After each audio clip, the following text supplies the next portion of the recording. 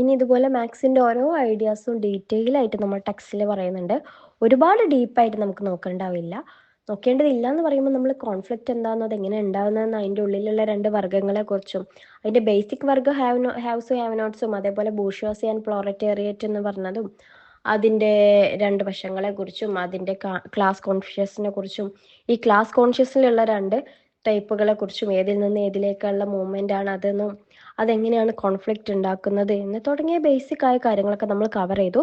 So ഇനി നമുക്കിതിൽ കുറച്ച് പോയിന്റ് വൈസ് ആയിട്ട് പോയിന്റ് കാര്യങ്ങൾ പറയുന്നുണ്ട്. അതായത് നമ്മളിപ്പോൾ ഈ തൊഴിലാളി വർഗത്തെക്കുറിച്ച് പറഞ്ഞില്ലേ, പ്ലോററ്റേറിയറ്റ് എന്ന് പറഞ്ഞിട്ടുള്ള അവരുടെ ഡെവലപ്മെൻറ്റ് എങ്ങനെയാണ്, പിന്നെ ഈ പ്രോപ്പർട്ടിയുടെ ഇമ്പോർട്ടൻസ് എന്താണ് തുടങ്ങിയ കുറച്ച് കാര്യങ്ങളുണ്ട്. അവയെക്കുറിച്ച് നോക്കാം കേട്ടോ. ആദ്യം തന്നെ നമ്മൾ നോക്കുന്നത് ദ ഡെവലപ്മെൻറ്റ് ഓഫ് പ്രോലറ്റേറിയറ്റ്, അതായത് പ്രോലറ്റേറിയറ്റ് എന്ന് പറയുന്ന തൊഴിലാളി വർഗത്തിൻ്റെ ഡെവലപ്മെൻറ്റ് എങ്ങനെയാണ് ഉണ്ടായത്. ഈ തൊഴിലാളി വർഗം എന്താണ്? ഒരു ക്യാപിറ്റലിസ്റ്റ് സമ്പദ് വ്യവസ്ഥയിൽ ഭൂരിപക്ഷമുള്ള ജനങ്ങളാണ്. അതങ്ങനെ തന്നെ ആയിരിക്കില്ല. കാരണം ക്യാപിറ്റൽ ഇൻവെസ്റ്റ് ചെയ്യുന്നതും കഴിവുള്ളവരും സാമ്പത്തികമായിട്ടുള്ള മുൻനിരയിൽ നിൽക്കുന്നവരുടെ എണ്ണം കുറവായിരിക്കും. അവരെ ഫാമിലിയും അത്രയല്ലേ ഉണ്ടാവുള്ളൂ. എന്നാൽ തൊഴിലാളി വർഗം എന്ന് പറയുന്നത് ഒരുപാടുണ്ടായിരിക്കും. അതുകൊണ്ട് അവർ തന്നെയാണ് ഭൂരിപക്ഷം അല്ലെങ്കിൽ മെജോറിറ്റി എന്നാണ് പറയുന്നത്. ഇവരുടെ ഒരു ഡെവലപ്മെന്റ് എന്ന് പറയുമ്പോൾ ആദ്യ സ്റ്റേജുകളിൽ എന്താണ്, ഇവർക്ക് കോൺഷ്യസ് ഉണ്ടായിരുന്നോ? ഇല്ലായിരുന്നു അല്ലേ. അവർ ചെയ്യുന്നതിനെ കുറിച്ചും അവരുടെ അന്തരീക്ഷത്തെക്കുറിച്ചും അവരുടെ ബാക്ക്ഗ്രൗണ്ടിനെ കുറിച്ചൊന്നും അവർക്കൊരു കോൺഷ്യസ്നെസ് ഉണ്ടായിരുന്നില്ല. പിന്നീട് അവർക്കത് വരികയും അവർ തുല്യത അല്ലെങ്കിൽ ഇക്വാലിറ്റി എന്നുള്ള ഒരു കാര്യങ്ങളും അതിനെ ബേസ് ചെയ്തിട്ടുള്ള ഒരു ബോധവും അതായത് കോൺഷ്യസ്നെസ് വരികയും ക്ലാസ് ഫോർ ഇറ്റ് സെൽഫിലേക്ക് എത്തിയല്ലോ അവർ അങ്ങനെ എത്തുകയും ചെയ്തു. പിന്നീട് ക്യാപിറ്റലിസ്റ്റിലെ അവസ്ഥകൾ അല്ലെങ്കിൽ ക്യാപിറ്റലിസ്റ്റ് സൊസൈറ്റിയിൽ എന്തൊക്കെയാണ് പ്രയാസങ്ങൾ തുടങ്ങിയ കാര്യങ്ങളെക്കുറിച്ച് ഒരു പഞ്ചായത്തിനെ ഒരുമിപ്പിക്കുകയും അതിലൂടെ എന്താണ് അവർക്ക് ഒരു ക്ലാസ് ബോധം ഉളവാക്കി കൊടുത്തു. അതായത് നിങ്ങളൊരു ക്ലാസ് ആണ്, നിങ്ങളിങ്ങനെ ചൂഷണം ചെയ്യപ്പെടുകയാണെന്നുള്ള രീതിയിൽ കാര്യങ്ങൾ അവർക്ക് വ്യക്തമാക്കി കൊടുക്കുകയും അത് ക്ലാസ് ഫോർ ഇറ്റ് സെൽഫിൽ നിന്നും എന്തിലേക്ക് പോയി, ക്ലാസ് ഫോർ ദം സെൽഫ്, അവരെ തന്നെ മൊത്തത്തിൽ അറിയിപ്പിക്കുക, എല്ലാവരിലും ക്ലാസ് കോൺഷ്യസ് ഉണ്ടാക്കുക എന്നുള്ള രീതിയിലേക്ക് എത്തി. ആ ഒരു രീതിയിലാണ് നമ്മളെ ഈ ഒരു പ്ലോററ്റേറിയറ്റിൻ്റെ ഡെവലപ്മെൻറ്റ് ഉണ്ടായിട്ടുള്ളത്.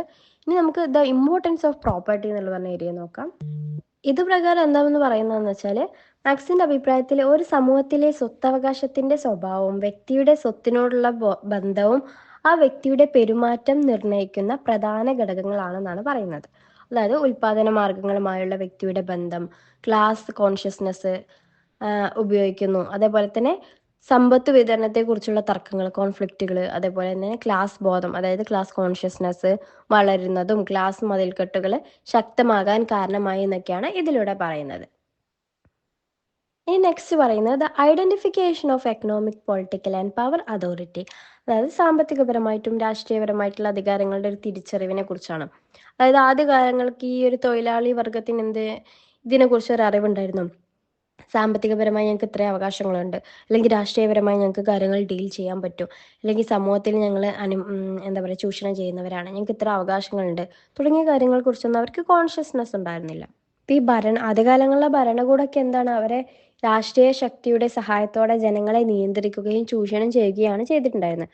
ഇപ്പോൾ സ്വത്തവകാശത്തിൽ ആധിപത്യമുള്ള ക്യാപിറ്റലിസ്റ്റുകൾ എന്താണ്, രാഷ്ട്രീയ സംവിധാനത്തെ പിടിച്ചെടുക്കുകയും അതുവഴി അവർക്ക് രാഷ്ട്രീയവും ഭൗതികപരമായിട്ടുള്ള മേഖലയിലൊക്കെ അധികാരം ലഭിക്കുകയാണ് ചെയ്തിട്ടുള്ളത് അല്ലേ.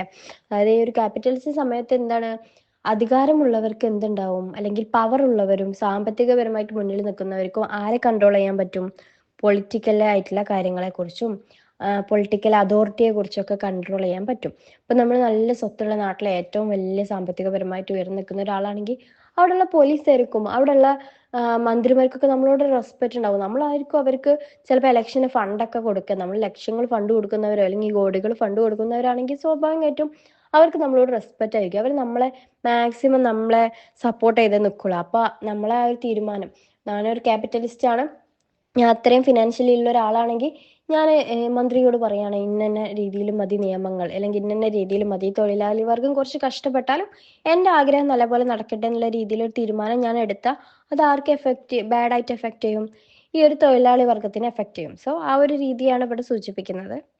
പിന്നെ പോളറൈസേഷൻ ഓഫ് ക്ലാസ്സസ് എന്ന് പറഞ്ഞ ഏരിയ പറയുന്നുണ്ട്. ഇത് പ്രകാരം എന്താണെന്ന് വെച്ചാൽ പോളറൈസ്ഡ് ആവുക എന്ന് പറയുമ്പോൾ ധ്രുവീകരിക്കപ്പെടുക, രണ്ട് അറ്റത്തേക്കായി മാറുന്നത്. അതായത് രണ്ട് ക്ലാസ്സുകളുണ്ട്, ഒരു ക്ലാസ് എന്തായാലും ഒരു അറ്റത്തും മറ്റൊരു ക്ലാസ് മറ്റൊരു അറ്റത്തുമായി മാറുന്നു. എന്തുകൊണ്ടാണ്? തൊഴിലാളി വർഗത്തിൻ്റെ അടുത്ത് ആകെയുള്ള സ്വത്തായിട്ട് എന്താണുള്ളത്, അവരുടെ തൊഴിൽ മാത്രമേ ഉള്ളൂ. എന്നാൽ മുതലാളി വർഗത്തിനാണെങ്കിലും അവരുടെ ഉൽപാദനം, വിതരണം, അവർ നിയന്ത്രിക്കുന്ന കാര്യങ്ങൾ, അവരുടെ ക്യാപിറ്റൽ തുടങ്ങിയ കാര്യങ്ങളൊക്കെ ഉണ്ടാവും. സോ അതുകൊണ്ട് തന്നെ അവർ രണ്ട് ഏരിയയിലായിട്ട് നിൽക്കേണ്ടി വരുന്നു എന്നുള്ള രീതിയിൽ ജസ്റ്റ് ഒന്ന് സൂചിപ്പിക്കുന്നുള്ളൂ കേട്ടോ. പിന്നെ ഇതിൽ പറയുന്നത് ചെറിയ ക്യാപിറ്റലിസ്റ്റുകൾ അല്ലെങ്കിൽ ബൂർഷ്വാസികൾ. നമ്മൾ ക്യാപിറ്റലിസ്റ്റുകൾ, ബൂർഷ്വാസികൾ, ഹാവ്സ് എന്നൊക്കെ പറയുന്ന ഒരു ടീമാണ്, അതായത് ഹൈ ക്ലാസ് ഉള്ളവർ. ഓക്കെ, കാൾമാക്സ് എന്ത് ചെയ്തിട്ടുണ്ട്, എപ്പോഴും ചെറിയ ക്യാപിറ്റലിസ്റ്റുകളെ പരാമർശിക്കുന്നുണ്ട്. അതായത് പെറ്റൈറ്റ് എന്ന് പറയും, പെറ്റൈറ്റ് ആയിട്ടുള്ള ബൂർഷ്വാസീസിനെ അദ്ദേഹം പരാമർശിക്കുന്നുണ്ട്. അദ്ദേഹം പറയുന്നത് ക്ലാസ് ബോധം വളരുകയും ഏറ്റുമുട്ടൽ ശക്തമാകുകയും ചെയ്യുന്ന സമയത്ത് ഇവർക്ക് അവരുടെ സ്വത്തുകൾ നഷ്ടമാവുകയും അവർ തൊഴിലാളി വർഗത്തിൽ ലയിക്കപ്പെടുകയും ചെയ്യും. അതായത് വലിയ സ്വത്തുകളുള്ള, വലിയ കമ്പനി ഓണർഷിപ്പുള്ള ആൾക്കാർ വലിയ ക്യാപിറ്റലിസ്റ്റുകളായിരിക്കും. എന്നാൽ ചെറിയ രീതിയിൽ തൊഴിലാളികളെ കൊണ്ട് അധികം പണിയെടുപ്പിക്കുക, അങ്ങനെ വലിയ സംഭവമൊന്നും ഉണ്ടാവില്ല. എന്നാൽ തൊഴിലാളി വർഗത്തിൽ നിന്നും മാറിക്കൊണ്ട് സ്വന്തമായി ഭൂമിയും മറ്റൊക്കെ ഉള്ളവരായിരിക്കും ചെയ്യും. ചെറിയ രീതിയിലുള്ള സംരംഭങ്ങൾ ഉള്ളവരായിരിക്കും ചെയ്യും. അങ്ങനെ ഉള്ള ഒരു രീതിയിൽ മുന്നോട്ട് പോകുന്നവരാണ് ഈ ഒരു ചെറിയ ക്യാപിറ്റലിസ്റ്റുകൾ എന്ന് പറയുന്നത്. ഇവർ ഇങ്ങനെ പോകുന്ന സമയത്ത് ഇവിടെ എന്തുണ്ടാവുന്നു, ക്ലാസ് കോൺഫ്ലിക്റ്റുകളും ക്ലാസ് കോൺഷ്യസും വരുന്ന സമയത്ത് തർക്കങ്ങളും മറ്റും ഉണ്ടാവുകയും നമ്മൾ അടിമകളാണെന്ന് മറ്റും അവർ മനസ്സിലാക്കുകയൊക്കെ ചെയ്യുന്ന സമയത്ത് ഇവിടെ അത് എന്തിനെ ബാധിക്കും, ഈ ചെറിയ ബൂർഷ്വാസികളെ അല്ലെങ്കിൽ ചെറിയ ക്യാപിറ്റലിസ്റ്റുകളെ അത് ബാധിക്കുകയും അവരും എന്തിലേക്ക് ലയിക്കും, ഈ ഒരു പ്ലോററ്റേറിയറ്റ് അല്ലെങ്കിൽ ഒരു തൊഴിലാളി വർഗം എന്നതിലേക്ക് ലയിക്കാനുള്ള സാധ്യത കൂടുതലാണെന്ന് മാക്സ് സൂചിപ്പിച്ചിട്ടുണ്ട്. ഇനി മാക്സിന്റെ മറ്റൊരു പ്രധാന കൺസെപ്റ്റാണ് തിയറി ഓഫ് സർപ്ലസ് വാല്യൂ അല്ലെങ്കിൽ സർപ്ലസ് വാല്യൂ അല്ലെങ്കിൽ മൂല്യ സിദ്ധാന്തം എന്നൊക്കെ പറയുന്നത്, അല്ലെങ്കിൽ അധിക മൂല്യ സിദ്ധാന്തം എന്നൊക്കെ പറയുന്നത് കേട്ടോ. അത് പ്രത്യേകിച്ചൊന്നുമില്ല, നമ്മൾ മുൻ ക്ലാസ്സിലൊന്നും ചർച്ച ചെയ്തിരുന്നു. സിമ്പിളായിട്ട് പറയുകയാണെന്നുണ്ടെങ്കിൽ ക്യാപിറ്റലിസ്റ്റുകൾ മാക്സിമം ലാഭം കൊയ്യുന്ന ഒരു വഴി എന്താണ്, തുച്ഛമായ വേതനം തൊഴിലാളികൾക്ക് കൊടുക്കുന്നതിലൂടെയാണ്. ഉൽപാദന മൂല്യത്തിന്റെ നിർണ്ണയിക്കുന്നത് അതിന്റെ ഉൽപാദനത്തിനായി ചിലവഴിക്കേണ്ടി വരുന്ന തൊഴിലിന്റെ അളവാണ്. ഇപ്പം നമ്മൾ ഒരു ക്രാഫ്റ്റ് വർക്ക് ചെയ്യുകയാണെങ്കിൽ ആ ക്രാഫ്റ്റ് വർക്ക് ഹാൻഡ് മെയ്ഡഡ് ആയിരിക്കൂലേ, ആ ഹാൻഡ് മെയ്ഡഡ് ആയ സാധനങ്ങൾ വാങ്ങാൻ 100 രൂപയാണ് ചിലവ് വരുന്നത്. അപ്പം ആ 100 രൂപയുടെ സാധനം 300 രൂപക്ക് വിൽക്കുന്നുണ്ടെങ്കിൽ അതിൽ 200 രൂപയും എന്താണ്, ആ ചെയ്ത വ്യക്തി ഉണ്ടാവില്ല അതിൻ്റെ വർക്ക് അല്ലെങ്കിൽ അതിൻ്റെ എഫേർട്ടിനാണ് നമ്മൾ ആ 200 കൊടുക്കുന്നത്. മൊത്തം നമ്മളവിടെ 300 പേ ചെയ്യുന്നതിൽ മെറ്റീരിയലിന് ആകെ 100 ചിലവുള്ളൂ, ബാക്കി 200 ആർക്ക് വേണ്ടിയിട്ടാണ്, ആ ഒരു വ്യക്തിയുടെ എഫേർട്ട്, ആ ഒരു വ്യക്തിയുടെ ടൈം, അതിന് വേണ്ടിയിട്ടാണ് നമ്മൾ കൊടുക്കുന്നത്. അതിനുവേണ്ടി അവർ വിലയിട്ടതാണ് 200. എന്നാൽ ഒരു ക്യാപിറ്റലിസ്റ്റ് സൊസൈറ്റിയിലോട്ട് വരികയാണെങ്കിൽ നമ്മൾ മെറ്റീരിയലിൽ നിന്നും ആ വ്യക്തിയുടെ വർക്കിൽ നിന്നും മൊത്തം ഒരു ക്യാഷ് ആ വ്യക്തിക്ക് കിട്ടേണ്ടത് 500 ആണെങ്കിൽ അദ്ദേഹം അല്ലെങ്കിൽ ഒരു ക്യാപിറ്റലിസ്റ്റ് സിസ്റ്റം ഫോളോ ചെയ്യുന്ന ഒരു വ്യക്തി ആ ഒരു വ്യക്തിക്ക് അല്ലെങ്കിൽ ആ തൊഴിലാളിക്ക് കൊടുക്കുന്നത് 500 പകരം 200 ആണെങ്കിൽ അവിടെ 300 ആർക്ക് ലാഭമാണ്, ക്യാപിറ്റലിസ്റ്റുകൾക്ക് ലാഭമാണ് അല്ലേ. വെറും ചൂഷണം ചെയ്യുന്നതിലൂടെ ഇത്രയും ലാഭം അവർ കൈവരിക്കുന്നു എന്നതിൻ്റെ ഒരു ഉദാഹരണമാണ് ഇത്. അപ്പോൾ ആ ഒരു മണി ഉണ്ടല്ലോ, 300 എന്ന് പറയുന്നത് അദ്ദേഹത്തിന് കിട്ടേണ്ട പൈസയുടെയും കിട്ടിയ പൈസയുടെയും ഇടക്കുള്ള ഒരു റേഞ്ചാണ്. ആ ഒരു റേഞ്ചാണ് ഇവിടെ മിച്ചമൂല്യം എന്നുള്ള രീതിയിൽ പറയുന്നത്. അത് ആർക്ക് മിച്ചമാണ്, ക്യാപിറ്റലിസ്റ്റുകൾക്ക് മിച്ചമാണ് അല്ലേ. ആർക്ക് നഷ്ടമാണ്, തൊഴിലാളികൾക്ക് അത് നഷ്ടവുമാണ്. അതാണ് ഇവിടെ ഉദ്ദേശിക്കുന്നത്. നമ്മൾ ഇപ്പോൾ നേരത്തെ ക്രാഫ്റ്റ് വർക്കിന്റെ എക്സാമ്പിൾ ടീച്ചർ പറഞ്ഞില്ലേ, അവിടെ നമ്മൾ 300 കൊടുക്കേണ്ട ആ വ്യക്തിക്ക് നമ്മൾ എന്ത് കൊടുക്കുന്നു, വെറും മെറ്റീരിയൽ കോസ്റ്റ് മാത്രം, അല്ലെങ്കിൽ മെറ്റീരിയൽ കോസ്റ്റ് പ്ലസ് ചെറിയൊരു എമൗണ്ട്, ഒരു 120 രൂപ നമ്മൾ കൊടുക്കുന്നു. അവിടെ നമ്മൾ ആ ലേബറിന് കിട്ടുന്നത് വെറും 20 രൂപയാണ് ലാഭം. എന്നാൽ ലേബറിന് കിട്ടേണ്ടിയിരുന്ന തുക എത്ര ആയിരുന്നു, 300 ആയിരുന്നു അല്ലേ. അപ്പോൾ ബാക്കി എത്ര, 180ഓളം എമൗണ്ട് ക്യാപിറ്റലിസ്റ്റുകൾക്ക് ലാഭമാണ്. ആ ലാഭമായി വരുന്ന അല്ലെങ്കിൽ ആ മിച്ചം വരുന്ന ആ ഒരു എമൗണ്ട് ഉണ്ടാവല്ലോ, അതിനെയാണ് നമ്മൾ സർപ്ലസ് വാല്യൂ അല്ലെങ്കിൽ അധിക മൂല്യം എന്ന് പറയുന്നത് കേട്ടോ. ക്ലിയർ അല്ലേ. ഇനി ഇതിൽ പറയുന്നൊരു മറ്റൊരു കൺസെപ്റ്റാണ് ദാരിദ്ര്യം അല്ലെങ്കിൽ പാപ്പറൈസേഷൻ എന്ന് പറയുന്നത്. നമ്മൾ പാപ്പരായി എന്നൊക്കെ പറയില്ല, അത് തന്നെയാണ് ഇതുകൊണ്ട് ഉദ്ദേശിക്കുന്നത് കേട്ടോ.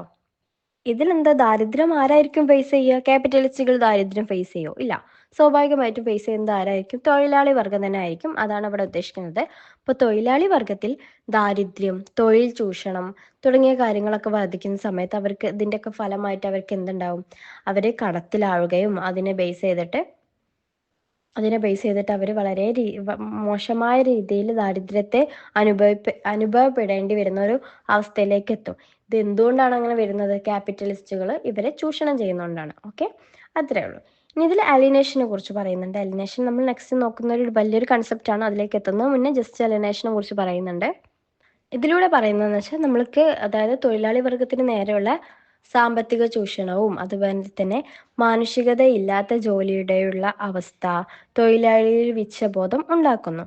ഇതിനാൽ അറിയാതെ തന്നെ അവരുടെ തൊഴിലുമായിട്ട് അവരെന്ത് ചെയ്യാണ്, അകലം ഉണ്ടാക്കുന്നു അല്ലെങ്കിൽ അലിനേറ്റ് ചെയ്യപ്പെടുന്നു എന്നതിനെ കുറിച്ചാണ് പറയുന്നത്.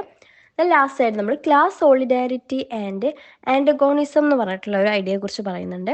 അതായത് ക്ലാസ് ബോധം അല്ലെങ്കിൽ ഈ ഒരു ക്ലാസ് കോൺഷ്യസ്നെസ് വളരുന്നതിനനുസരിച്ച് സമൂഹത്തിലെ സാമൂഹിക ബന്ധങ്ങൾ രണ്ട് കക്ഷികളായിട്ട് അല്ലെങ്കിൽ രണ്ട് രീതിയിലേക്ക് ക്രിസ്റ്റലൈസ് ചെയ്യുന്നു. അതായത് ഒരു വശത്ത് ക്യാപിറ്റലിസ്റ്റുകളും മറുവശത്ത് എന്താണ്, പ്രോളറ്റേറിയറ്റും. ആ ഒരു രീതിയിൽ രണ്ട് വശങ്ങളായിട്ട് ധ്രുവീകരിക്കപ്പെടുന്നു. നമ്മൾ നേരത്തെ പോളറൈസേഷൻ എന്ന് പറഞ്ഞില്ലേ, അതുപോലെ ആയിട്ട് മാറുന്നു. അതിനൊപ്പം ക്ലാസ് ഏറ്റുമുട്ടലുകൾ അല്ലെങ്കിൽ ക്ലാസ് കോൺഫ്ലിക്റ്റുകളും കൂടുതൽ ഉറയ്ക്കുന്ന രീതിയിൽ അല്ലെങ്കിൽ കൂടുതൽ കടുപ്പത്തിലായിട്ടും ഉണ്ടാവുകയും ചെയ്യുന്നു എന്നതാണ് ഇതുകൊണ്ട് ഉദ്ദേശിക്കുന്നത് കേട്ടോ.